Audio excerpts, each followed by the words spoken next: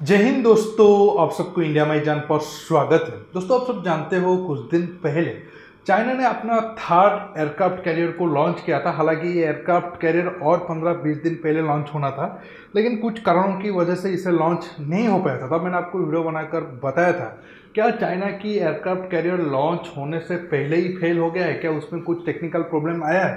हालांकि मैं ऐसे ही नहीं सवाल उठा रहा था, खुद चाइना का मीडिया एक तरीके से आप कह सकते हो इसको लेकर सवाल उठाया था। आप देख सकते हो साउथ चाइना मॉर्निंग पोस्ट का ही आर्टिकल है, 3 जून की आर्टिकल है, और आप देख सकते हो उसमें लिखा हुआ था China delays launch of type 003 aircraft carrier for unknown reason or technical problem at fault.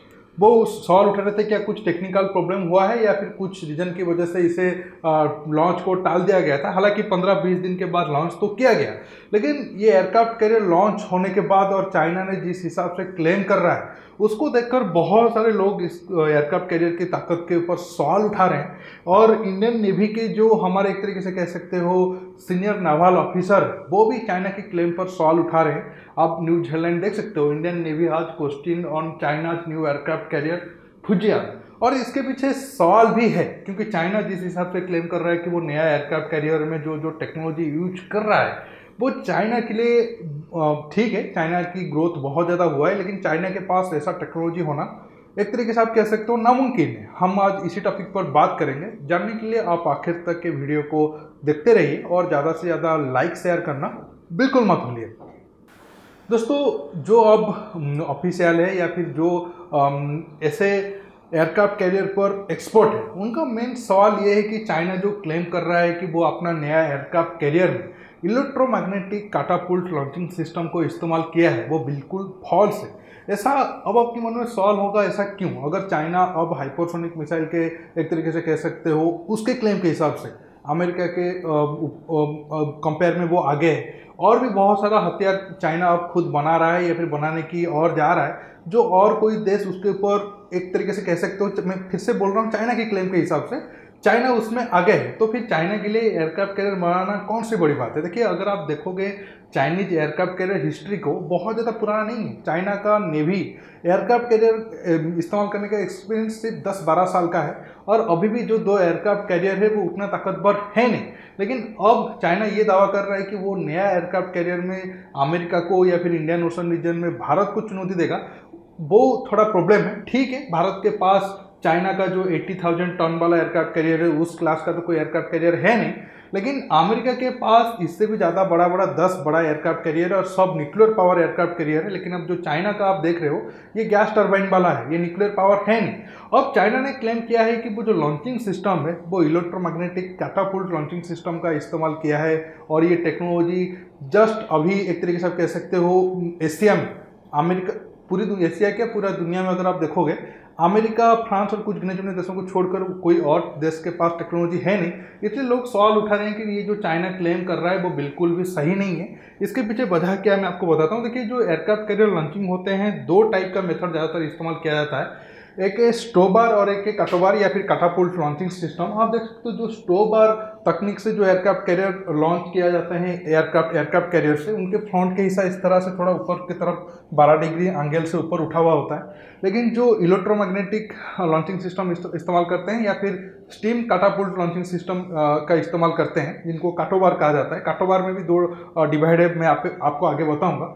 उनका फ्रंट जो एरिया है वो बिल्कुल प्लेन होता है, कोई ऊपर की तरफ या फिर 12 डिग्री एंगल की तरफ उठा हुआ नहीं होता है, इस तरह से उठा हुआ नहीं होता है। लेकिन अगर आप ये वाला एयरक्राफ्ट कैरियर देखोगे जो कैटाबार मेथड को इस्तेमाल करते हैं, इस एयरक्राफ्ट कैरियर में जो एयरक्राफ्ट इस्तेमाल होते हैं उनका ताकत ज़्यादा होता है कंपेयर टू स्टोबार। ऐसा क्यों है मैं आपको बता देता हूँ। ये आप देख सकते हो हमारा INS विक्रमादित्य है, और चाइना का भी जो 2 एयरक्राफ्ट कैरियर है उनका भी फ्रंट सेक्शन ऐसे ही है, रशिया का भी एयरक्राफ्ट कैरियर ऐसा ही है। बाकी अगर आप देखोगे चाइना का नया एयरक्राफ्ट कैरियर जो पहले आपको दिखाया था वो बिल्कुल प्लेन है अमेरिका की तरह। अब जानते हैं ये दोनों में डिफरेंस क्या है, और जो क्लेम चीन कर रहा है कि नहीं मैं इसमें इलेक्ट्रोमैग्नेटिक कैटापुल्ट लॉन्चिंग सिस्टम इस्तेमाल किया हूँ, वो क्यों फेक है। अगर आप स्टोबार मेथड को देखोगे, स्टोबार मेथड में जैसे आपको मैंने बताया कि लॉन्चिंग सिस्टम 12 डिग्री एंगल की तरफ होता है और एयरक्राफ्ट आकर यहाँ से लॉन्च होते हैं, अगर एडवांटेजेस देखोगे स्टोव बार तकनीक का क्या क्या है, स्टोव बार में यह है कि लेस एक्सपेंसिव है, इस तरह का एयरक्राफ्ट कैरियर को बनाने में बहुत ज़्यादा पैसा खर्चा नहीं होता है और ऑपरेट करना भी इजी है और बहुत ही कम नंबर की क्रू भी ज़रूरत पड़ते हैं और एक्सपेंसिव भी ज़्यादा नहीं है, मेंटेनेंस करने में इजी होता है। और ये एयरक्राफ्ट कैरियर को चलाने के लिए कोई एडवांस सिस्टम या फिर फोर्स की ज़रूरत नहीं होता है, एक तरीके से कह सकते हो इजी टू यूज है और मेंटेनेंस भी कम है। डिसएडवांटेजेस ये है कि एक तरीके से जो जैसे मैंने आपको शुरू में बताया जो एयरक्राफ्ट इस्तेमाल होते हैं उनका रेंज काफ़ी कम हो जाता है, क्योंकि इस टाइप के लॉन्चिंग से एयरक्राफ्ट खुद अपने 100% पावर के साथ टेकअप नहीं कर पाता है। इसके साथ साथ अगर आप देखोगे जो स्टोव बार टाइप का एयरक्राफ्ट कैरियर है वो जब समुद्र में जा रहे होंगे तो उनका एक सर्टन स्पीड होता है कि इस स्पीड से आप ज़्यादा आगे जाओगे तो फिर एयरक्राफ्ट को जो टेकअप या फिर लैंडिंग करने में प्रॉब्लम होगा, ये एक डिसएडवांटेजेस हो गया। और इस तरीके का एयरक्राफ्ट कैरियर से आप जो अवाकस प्लेन है या फिर बड़े बड़े प्लेन है उसे आप लैंडिंग नहीं करा सकते हो, तो इसलिए अवाकस प्लेन लैंडिंग इसमें नहीं होने के कारण वो सारा जो इंस्ट्रूमेंट है हेलीकॉप्टर में लगाकर उस इस्तेमाल करना होता है। और एक अवाकस प्लेन और उसी सिस्टम में हेलीकॉप्टर में लगाओगे, ठीक है आप कुछ हद तक तो मैनेज कर दिए लेकिन रेंज काफ़ी कम हो जाएगा। अगर आप काटो बार मेथड में आएंगे, आप देख सकते हो बड़े बड़े प्लेन इसमें ऑपरेट हो सकते हैं लेकिन स्टोव बार मेथड में ये हो नहीं पाएगा, इसलिए ये एक बड़ा डिसएडवांटेजेस हो गया।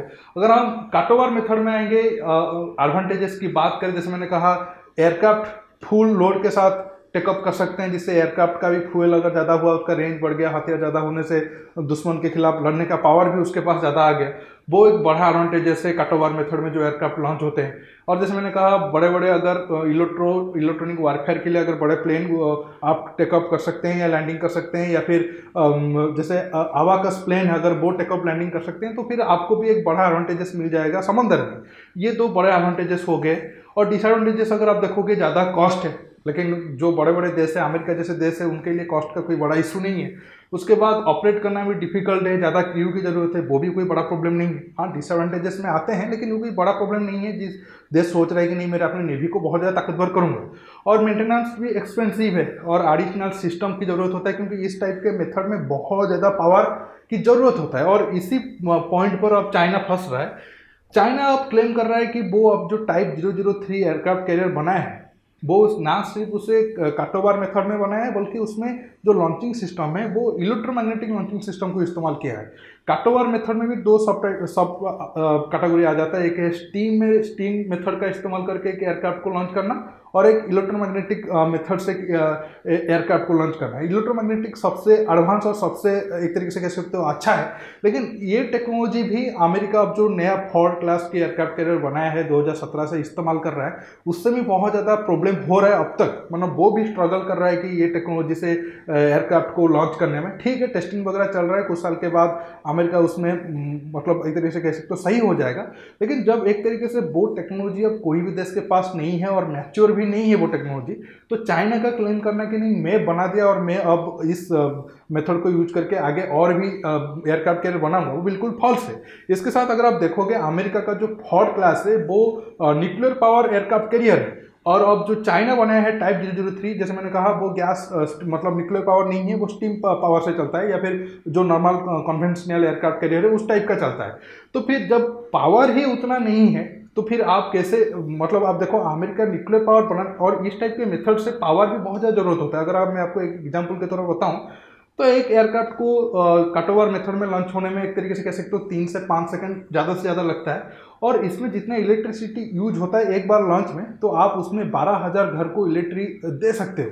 तो आप सोचो कि कितना इलेक्ट्रिसिटी इसमें इस्तेमाल होता है। जिस एयरक्राफ्ट कैरियर खुद न्यूक्लियर पावर से चल रहा है और उसमें एक तरीके से कह सकते हो पावर की कोई ज़्यादा कमी नहीं है, फिर भी अगर वो स्ट्रगल कर रहा है तो चाइना का जो खुद वो न्यूक्लियर पावर एयरक्राफ्ट कैरियर है नहीं, तो फिर वो कैसे ये पावर जो सिस्टम है या फिर वो जो एक तरीके से कह सकते हो प्रॉब्लम उसे सॉल्व किया। ऐसे इसलिए लग रहा है कि चाइना का जो क्लेम एक तरीके से फेक है और दुश्मन के ऊपर एक तरीके से कह सकते हो मनोवैज्ञानिक बढ़त बनाने के लिए ऐसा वो क्लेम कर रहे हैं, लेकिन आगे पता चल जाएगा। और इसके साथ अगर आप देखोगे अमेरिका का एयरक्राफ्ट कैरियर बनाने का एक्सपीरियंस 80 से 90 साल है, लेकिन जैसे मैंने कहा चाइना का एयरक्राफ्ट कैरियर बनाने का एक्सपीरियंस कोई बहुत ज़्यादा है नहीं। 10-12 साल से इस्तेमाल कर रहे हैं, और ये एक तरीके से कह सकते हो सही मायने में उनका टाइप 003 एक एयरक्राफ्ट कैरियर है जो खुद वो बनाने की कोशिश कर रहे हैं। आने वाले 4-5 साल या 6 साल के बाद पता चल जाएगा ये एयरक्राफ्ट कैरियर को कितना अच्छा बनाए हैं या नहीं बनाए हैं। दोस्तों आज के टॉपिक में बस इतना ही। आप अब समझ गए होंगे क्यों इंडियन नेवी चाइना के नया एयरक्राफ्ट कैरियर पर सवाल उठा रहे थे और उनके सवाल में कितना दम था या फिर वो कितने सही थे। दोस्तों आज के टॉपिक में बस इतना ही। आप ये वीडियो को ज़्यादा से ज़्यादा लाइक शेयर करने के साथ साथ मेरे चैनल को सब्सक्राइब करिए और सब्सक्राइब बटन के पास जो बेल आइकन है उसे प्रेस करिए ताकि आगे आप मेरा आने वाली वीडियो को मिस ना कर सके। दोस्तों रुकता हूँ, बहुत जल्द और एक नया टॉपिक के साथ मिलूंगा। नमस्कार, जय हिंद।